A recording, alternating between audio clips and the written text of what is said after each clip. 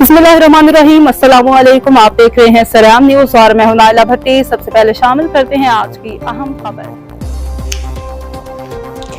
मछोड़ा में मुस्लिम लीग नून का बड़ा पावर शो। चौधरी शबीर अहमद कोटला की कॉर्नर मीटिंग बड़े जलसा का रूप धार गई। गांव की सरकर्ता बरादरियों की शमूलियत। तहरीक इंसाफ के मलिक हबीब ने मुस्लिम लीग नून में शमूलियत का ऐलान कर दिया। तफसीलात के मुताबिक मुमताज ओवरसीज पाकिस्तानी, मलिक नासिर याकूब स्वीडन, मलिक मोहम्मद रफीक अवान, मलिक उसामा हनीफ जर्मनी, मलिक जब्बार अहमद, हाजी जफर इकबाल, मलिक हबीबुल्लाह, मलिक मोहम्मद एहसान ने उम्मीदवार हल्का N63 चौधरी आबिद रजा, उम्मीदवार हल्का PP28 चौधरी शबीर अहमद की कॉर्नर मीटिंग का किया।